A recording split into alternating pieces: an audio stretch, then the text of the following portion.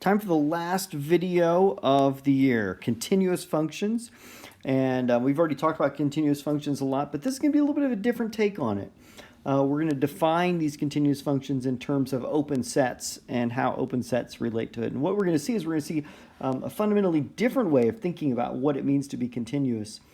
But this different way of thinking about what it means to be continuous is super useful. And in fact, there are some areas of math that this is the way that we define things being continuous instead of using all the epsilons and deltas and stuff.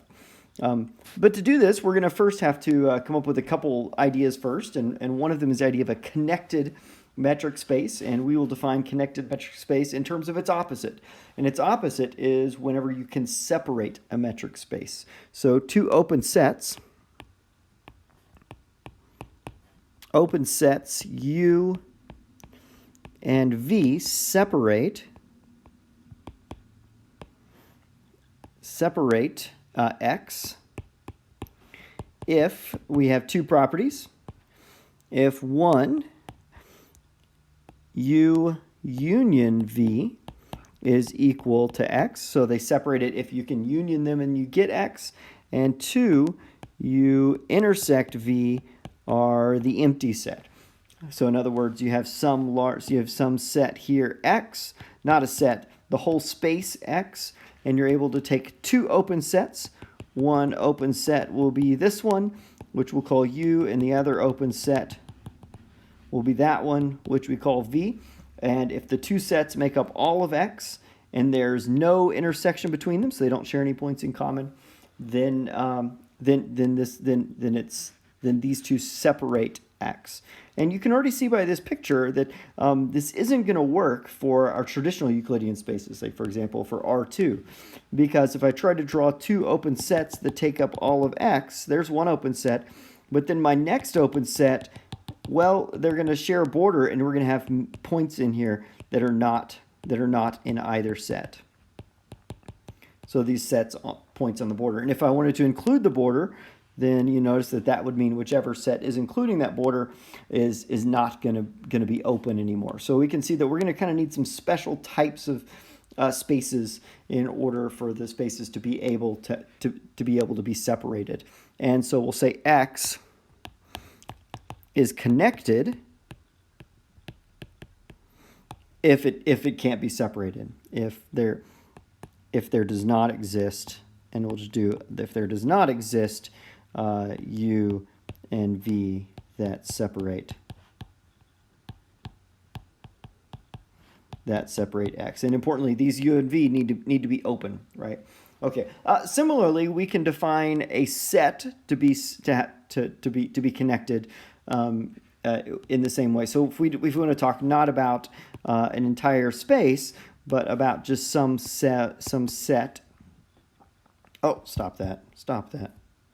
Just some set E, that's a subset of X, then it would be, well, they separate it if E union V is E. And this U and V can be open sets in X. We can define a more technical term called relatively open in E, which means they're open sets that intersect, and then we're considering the part of the open set that intersects E.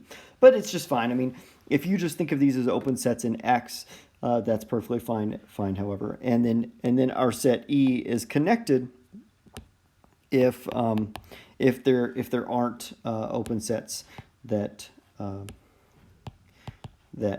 separate E. So we can do the exact same thing for a set as we did for the metric space. Okay, sorry, that feels like a little bit of a long-winded description, but let's do some examples, and I think this will make life make a lot more sense. So for example, some examples. Well, let's think about R. R is connected. R is connected. And why would R be connected? Well, you can just notice if U is open in R, then V would have to be R minus U, which is closed. Well, to prove that this is not possible, you would then have to kind of go through some some points about how the only open and closed sets in R are R in the empty set. But you can kind of see why this would need to be the case, right? If we had R and U was some way of separating it up, then whatever was left will have to include that endpoint. But okay, so let's not belabor the point. I'll let you kind of think about how you might go about convincing someone that R really is connected and really can't be separated. But R is connected. However, a set like this, a set like E, which is the set 1 over n, such that n is a natural number, is not connected. And in fact, there are lots of ways we could separate that one. So we've got the number 1, 1/2, 1/3, 1/4, and then we've got it going down towards 0. So there are lots of ways we could separate it. One way would be to let u equal, I don't know, like 3, not 3, like 3/4 to infinity, and then let v equal -infinity to 3/4. That would work. So in this way right here is u, and then this way right here is v. And notice that this is definitely true. So these two contain every element in u and v, and these two sets have no intersection. So this definitely works. There's nothing magical about the number 3/4. You could have picked any number inside any of these, in between any two of these n values, and it would have worked just fine. So this set that we've talked about a lot is not connected. It can be separated. This idea of picking a point and then making it go from one side to infinity and the other side to infinity works pretty well for subsets of the real line. So let's just do another example. So one example is that Q is not connected. Some people use separable. I'll just stick with not connected. Q is not connected, and why is this? Well, we can pick a point not in Q, for example, pi, and then we can take our two sets. U can be the set -infinity up to pi, and then V can be the set pi up to infinity, and these two separate it because every rational number is in one of these two. In fact, the only number that's not in one of those two is pi, and it's not rational. And then these two obviously have no intersection in common. Okay, so Q is not connected. Okay, so there are a few examples. Let's do one more example, which we mentioned before. If you want to make something strange happen, what do? Well, we just let x with x have the discrete metric.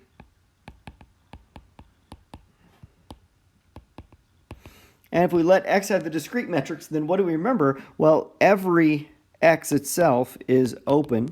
Every x is open. And so what does that mean? Well, that means any set, say u, is just some set, is just some collection of open sets. So any set u is open. And so obviously this x will definitely be not connected. Right, so x is definitely not connected. As long as it has at least 2 points, because then you could put x. So one example might be let u equal x, and then v would be everything except that set x, and those would be two sets. But in fact, you could distribute the elements of x in the two sets in any way you want, because they're always going to be open. So the discrete metric is an example of one that doesn't work. Okay, let's just make a couple more observations. But what happens? What if x is not connected? Then I'll pull up something I brought up earlier. Well, if x is not connected, then that means that x can basically be split into two pieces, where we've got u over here, and then I've got v over here. And this is why we say it's not connected, and because it's separated, because it's like there's a little bit of space in between. right? So so if it's not connected, then that means there's nothing else in the space. Every element is in one of these two collections. But it turns out that this U is open. U is open because it separates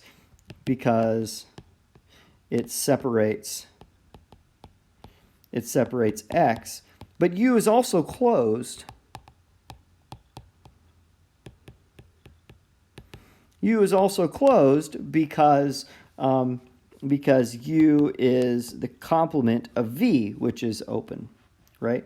So it's the complement of an open set, so U must also be closed. So therefore, U is both open and closed. So U is one of those funny named Clopin sets. Okay, so you notice anytime you have a separated set, the two pieces that separate it will be both open and closed sets. And so this doesn't work for real numbers with the usual metric, but it can happen in all other situations. Like, for example, if you want to take the real numbers and take out 0, then you would have a set that could be separated, and then both the positive numbers and the negative numbers would be both open and closed. Finally, the last theorem, which has a pretty detailed proof in the textbook, but I'm not going to belabor, is this theorem, and it says that connected sets in R with the usual metric are intervals. So in R, if you have a connected set, then that set has to be something like this. AB, it could be a closed interval. AB, it could be something like A to infinity, but it has to be something like this. And this really gets at the heart of what connected means. So notice if, and the way you would prove this, I think the book got a little bit too into it, but the way you prove this is you go, well, suppose it's not an interval, then there's going to be some point inside of here, some C that's not in our set, and then you can just go A to C, and then C to B, and maybe even mark out the A's and do like negative infinity and infinity or something. Okay, but what's important is for real numbers, connected sets are intervals, and so this meets our intuition, and it's a really nice result. Okay, having talked about connected sets, now let's just talk a little bit about continuity, and this is going to be useful for us. So here's our big function. F is continuous if and only if F inverse is open whenever, or F inverse of V is open whenever V is open. So this seems a little confusing. So let's just stop for a moment and think about what might be going on here. So let's go ahead and move and think about an example real quick. So let's think of the example f of x equals, say, sine of x. This should be a continuous function, and we know what it is. Well, what we're doing is we're talking about not the forward, so we think of f, we put real numbers into it, and that's the domain, and then we get real numbers out of it. And what we're interested in is if we have an open set in here, what are all of the elements that came from that open set back in your original set? So we're doing the inverse image, and this was an idea from transitions, but an idea that can be a little challenging at times. So let's ask ourselves, why should this be true? Let's just graph ourselves a function, this function sine of x, and see what it looks like. Well, we know sine of x looks like this, and it keeps going also in the negative direction. And then let's ask ourselves a question: what is f inverse of the set of the open set 0 to 2? Well, you'll notice 0 to 2, these are y values, and so if I want to think about this in my graph, that means I've got 0 here, and I've got 2 up here, so I'm thinking about that interval right here, and I'm asking which x values map to that interval. And what you'll see is that it's all of these x values, and then all of these x values. It didn't include those. And then again, all of these x values.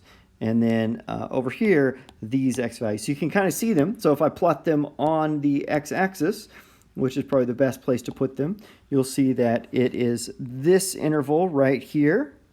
and then this interval right here, and then this interval right here, etc. What is this interval? This interval is the interval 0 to pi. This interval is the interval 2 pi to 3 pi. And this one is the interval 4 pi to 5 pi. And what you can see is that this f inverse over here, I could write this if I wanted as the union of 2n pi to 2n plus 1 pi. So notice I always start at an even number and end at an odd number for n in my integers. So this is a reasonable way to define it. Notice each of these are open. So that means that my output set had to have been open. And so what you can see is that if I started with an open set here, not including those endpoints, then that means my continuous function ended up with not including, with the endpoints not being included here as well. And so if you start kind of imagining this, you're like, well, is there any way in the world I could draw a continuous function, right? You start asking yourself, is there any way I could draw a continuous function and not, and have some sort of open set here where I go from here to here. But then if I wanted to do that, then that means I can't include that endpoint and I can't include that endpoint. So my points have to be like these sets right here. And this is kind of tied to maybe some of these ideas that we had earlier in the semester. But okay, so this becomes kind of a challenging question, like is it possible? So what if so you might be sitting here thinking, oh, maybe we could break it by using an interval, I don't know, maybe an interval like this. And then what if I start in the middle and then come up and down and up right here? Well, then what's my interval going to be? Well, you'll notice that I have to start right here. Oh, not right here. That I end right here and right here. So it's this part. And they go, well, but wait, am I allowed to stop here? Actually, I have to keep going all the way to infinity or stop wherever the end of my metric space is. And I know that there's nothing over here. Otherwise, my metric space wouldn't be open anymore. And then this one's also going to go on to infinity. So I end up with that set, and that set. And notice all these points where I could have made endpoints all had to be open because they all match up with this set right here. Okay. So there you see that it kind of becomes a little bit, you can kind of start seeing why this thing might need to be what it is, but let's not trust our intuition. Let's go with a proof. But before we do that, I'm going to introduce a problem that I want you to do tomorrow. So tomorrow, I want you to practice some of these inverse images because I feel like it helps us kind of wrap our mind around what this theorem is actually talking about. So talk about the function x squared and then do the inverse image of 1 to 2 and negative 1 to 1. What do those inverse images look like? And then similarly, take the function 1 over x except define it to be 0 at 0, so don't leave it undefined, and then do the same two sets, 1 over 2 and negative 1 to 1. And so what happens when you take these inverse images? And kind of see if, as you're going through these, if you can come up with a good reason outside of our proof. Why does it make sense that these images should always be open sets themselves when we go backwards? Okay, so let's come try to prove our theorem. And our theorem has two sides, and there's going to be quite a bit going on in this theorem. It's in a lot of ways, it's the last really big theorem we do, although we are going to do a new version of things like the extreme value theorem, but it won't be near as big because we'll have all the groundwork laid for it to go pretty quick. But let's do this proof. Let's do it this way. So we will assume f is continuous. And I'm going to come over here and I'm going to draw a picture. Let's draw the picture over here on this page so that we can see it a little bit better. We're going to have x here, and we're going to have y here, and I'm just going to think of these as like big circles. And x is being mapped into y. So everything in x gets mapped into something in y. And then what I'm going to do is I'm going to imagine my v is going to be some open set over here. So this will be my set v. And the question is, what set gets sent to v? So what is my set on this side? What is the f inverse of v? And here's just a picture of the way the theorem is going to work. Well, the way it's going to work is we're going to pick some point in this V, and then once we picked a point, this is an open set. Once we picked a point, that point has a backward set here. This point, because it's here, has an open set and has to have a ball around it, and we'll say that ball has radius epsilon. But now, because it's continuous, this ball has a radius of delta that must go inside that ball of radius epsilon, because that's what it means to be continuous.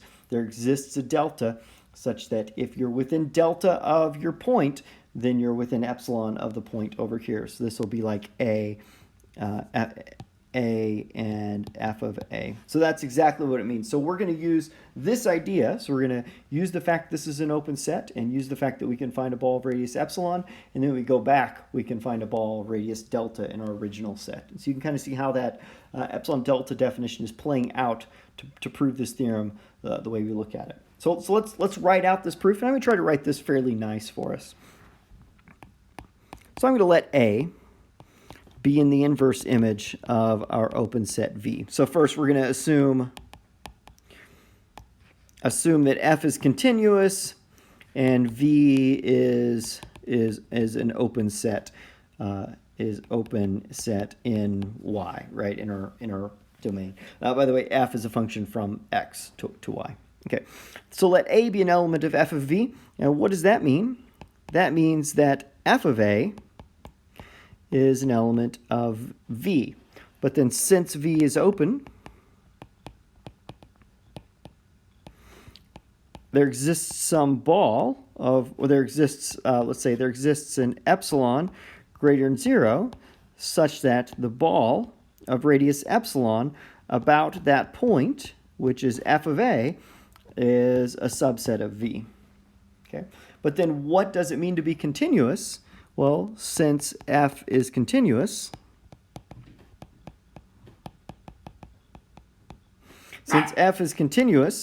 there exists a delta greater than 0 such that for all x, for all rho of x, so if x is a set such that rho of xa is less than delta, then tau of f of x, f of a is less than epsilon. Sorry about running out of space. By the way, I should probably write up here that f goes from x to y, and rho is the metric over here, and we'll use tau for the metric over here. Let me write this again so we can actually read this. That implies that tau of f of x, f of a is less than epsilon. Okay, so for all delta, there exists a delta such that that's the case, but then what does that mean? Well, then, therefore, for all x in the ball of radius delta about the point A, f of x is in the ball of radius epsilon of f of a, but that is a subset of V. So what I see is that I started with an A and I found a ball that's contained in f of V. So therefore, the ball of radius delta of A is contained in the inverse image of V, and that is exactly what it means for the inverse image of V to be open. Okay, hopefully that part of the proof made a little bit of sense, right? We've got the picture, and we just kind of tried to sketch the picture out in words here. And what you see is, right, that to be open means you start with a point and then find a ball that's around that point and still in your set. And so we used this epsilon delta definition to make this run. Okay, now let's think about how we're going to do this in the backwards direction. And the way we're going to do this in the backwards direction is we're going to assume that both sets are open. So let me come over here and maybe redraw my page. So we'll have x and y again. And then I'll have some set. And then what we'll do is we'll start with an open set here, V, and we'll assume now that f inverse of V is also open. Now, if this is open, what does that mean? That means that every point I can draw an open set. I can draw a ball and still be in inverse of V. So we'll draw that ball and then ask, where does that ball go? And then ask, where does that ball go? And the answer is that ball has to go to some spot over here. Oh, wait. Actually, what we're going to do, I spoke too quickly. I was too much in the mode of part A. So we've got X over here and Y over here. And what we know is if every open set goes backwards, then we can pick one open set in particular, and that is we can pick a ball of radius epsilon in particular, and then that ball of radius epsilon must have come from some open set, but then that open set has itself its own ball of radius delta that must be contained within epsilon. So we'll just use the definitions with this very specific set. This ball of radius epsilon will be our V term, and then F inverse of V is where we'll find the ball of radius delta. And that'll have our theorem built into it. So let's clear this page. And notice we're going to now prove this direction. And so what does that mean? Oh, wait. We proved... Did I draw my arrow the wrong direction last time? Maybe, I don't remember. This time we're going to prove this direction. Oh, I hope I didn't. I may have drawn my arrow wrong last time. What that means is I'm going to assume this is true. So assume that for all V open, F inverse of V is also open. Okay, so that's what we're going to assume, and then we're going to try to prove that F is continuous. And the way you're going to prove it's continuous is we let epsilon be greater than 0, and let A be an element of X. Then what do I know? Well, then there is definitely a ball of radius epsilon about this point F of A that's a subset of Y. So there's definitely a ball in Y, but this is definitely open. So since it's open, I can use my claim. So since it's open, then the inverse image of this ball, the inverse image of that ball is open in X. Okay, well, so because it's X, I can take any point in X. And by the way, A must be a point in this set. So since it's open, that is open, and A is in the set. So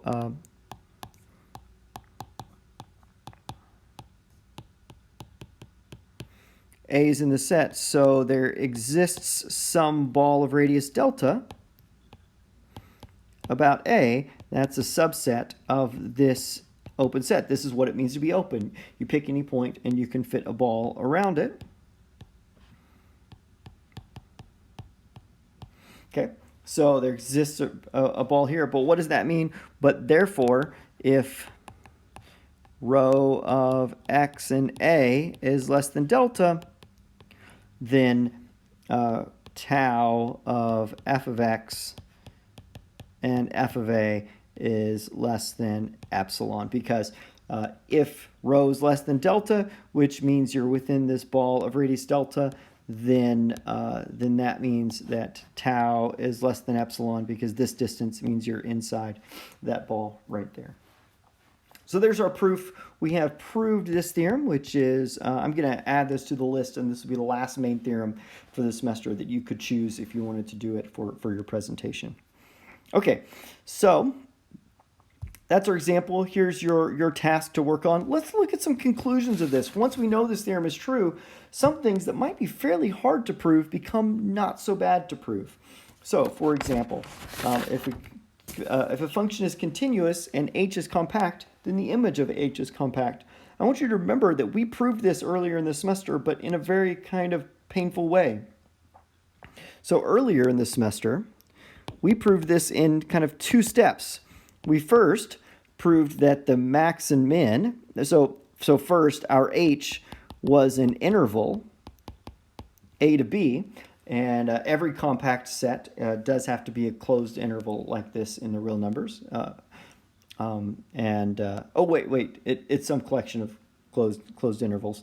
But okay, so So we started with a compact set AB, and then we first proved that the max and min, we first proved the extreme value theorem, which told us that, that the max and min had to be included in there. And then next we proved the intermediate value theorem, which meant that every point between that max and min also had to be included in our set. And that meant our output, that meant that f of h was also an interval, the interval from little m to capital M. So we did this, but it was a lot of work, a lot of epsilons, a lot of deltas, and a lot of painfulness. Turns out that this proof with just generic compact sets is going to be much easier to prove. And the way we'll do that is just use the definition of compact sets. So what we'll do is we will assume that H is compact, and then we'll start with an open cover of f of h and see if we can find a finite subcover using that definition of compactness that we love so much. Okay, so what we'll do is we'll let v with a little subscript alpha be an open cover of fh. And so we have an open cover over here, but the nice thing is, now that we know this about compactness, if we have open sets over here on this side, that means we can pull it back to this side and they'll still be open sets. So let V of A be an open cover of f of h, but then the inverse images of the V of alphas create an open cover of H. And now we can use the fact that H is compact. H is compact. Well, the fact that H is compact means that these inverse images means that there must exist a finite subcover. And I'll just let this finite subcover, we'll go F inverse of V, we'll call it alpha 1, comma, up to F inverse V alpha n. So some finite collection of them. Well, but now we're almost done, because therefore, and there's a little bit of hand waving that I'm going on here, but don't worry too much about it. But therefore, this V alpha 1 up to V alpha n is a finite cover of f of h. So that implies that f of h is compact. All right. I guess the only thing you have to kind of ask, you just have to ask yourself the question is it really a finite cover? Could something have escaped? And the answer is no. It behaves kind of exactly as we expect it to behave. It's worth kind of the book fleshes out a few more of the details on these next few proofs than I do, but the heart of what's in the book is here, and I think that it'll. If you go look at the proof, you'll see that they just kind of fuss about a little bit about saying, well, why is this a finite cover, and some other things that they're a little fussy about. But the heart of the proof is right here. Okay. The next thing we can prove is that if E is connected, then f of E is connected. So the first thing over here is that if we think about this, if I have some compact set here and we map it over, then that means that it gets mapped to a compact set on this side, that set had to have also been closed and bounded. So my closed and bounded sets get mapped to closed and bounded sets on both sides. Okay, so now what we're going to say is that connected sets get mapped to connected sets. So in other words, if I have a set that's right here, it would be impossible for that to turn into two sets that are separated from each other, that is distinctly not allowed. And we'll prove that that's true because the reason why this works is, well, we know that connectedness involves open sets, and so we'll use the open sets over here to prove something about the open sets over here. And I'm actually not going to prove they're connected. I'm going to prove the contrapositive of the theorem. So we're going to use the contrapositive.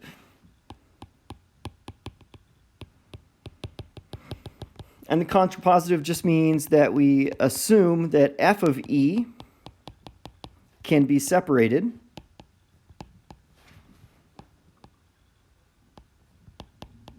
by two sets U and V. But then, if I have two open sets that separate f of E, then the inverse images of those, the inverse image of U, and the inverse image of E must V are also open. And then I just have to really, pay attention to two things and make sure two things are true. And notice they must be. One, I notice that F inverse of U union F inverse of V, this definitely contains E. And if you see, the reason is because E is a function, and so every element of E got mapped to F and E. U and V are bigger than that, so if I map them back, I'm going to be in a space that's even bigger. So I'll be in a space that's larger than E. So FU and FV contain E. And then the second thing, I just have to make sure that these two inverse images, when I intersect these inverse images, I get the empty set. And that actually is not necessarily true. So there's, let's see. Yeah. So because if there was something that got mapped into both of these sets, which have nothing in common, then because it's a function, you can't have one point going to two different sets. So these two sets have to be empty when you take the inverse image of them. Is that right? No. I'm getting myself wrong. This one you have to be a little bit careful about. I'll let you look through the fussy details of the book, but the big thing you can do is you can take these sets and intersect them with E, and then if you intersect them with E, then that's going to guarantee that you're going to get the empty set here.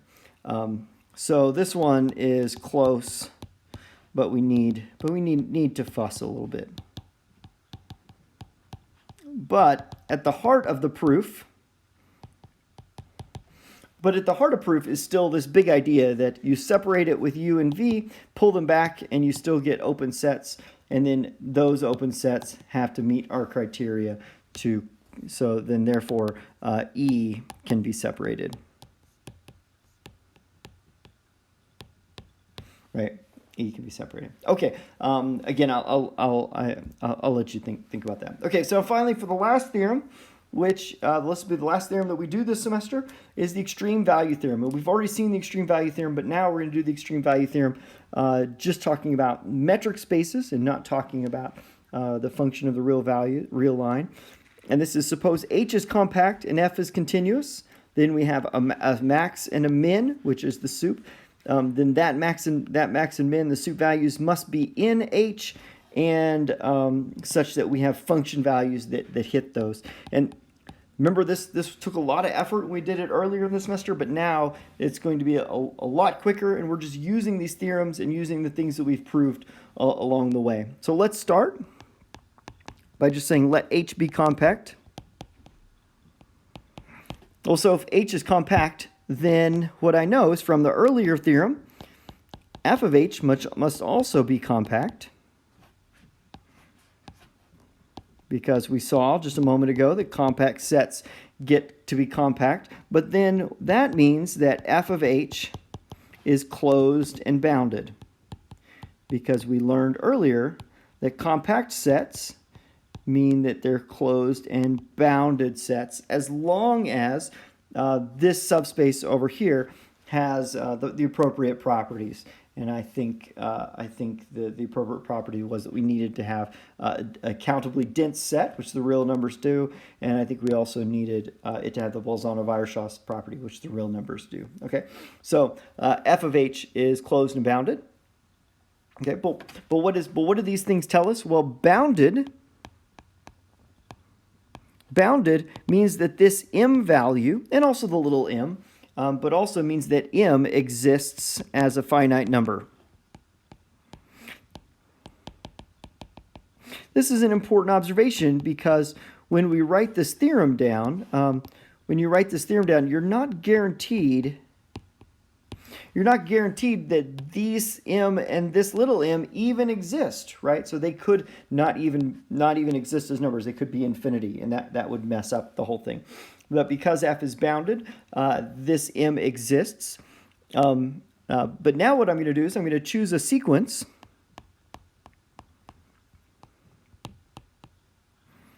Choose a sequence as follows. Xk such that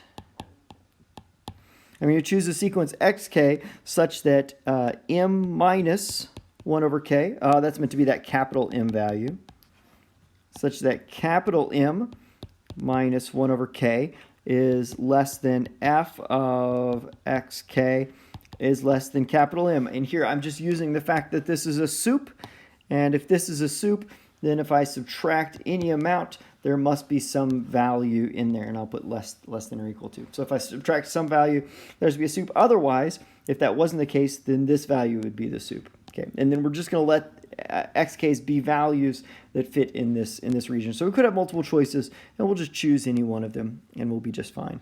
But then what do I want you to notice? But then these f of xk's must converge to the value of m. And we've done this trick kind of a lot this semester. But m is closed, or not m, h is, or f of h is closed. So since f of h is closed, that means this m must be in f of h itself. So they converge to the set. We know that closed sets, the sequences have to converge to the element in it. So since m is an element of f of h, there exists some element in h such that f of x m is equal to capital M. And that fits our maximum for extreme value theorem, and the minimum is the exact same proof. We just have to kind of turn our sequence around and make it go lower instead of making it above. All right, so there's our extreme value theorem, and that's our last big theorem of the semester. I've really enjoyed this semester with you. I look forward to seeing you in class and hearing your proofs on Wednesday, and I wish you the very best.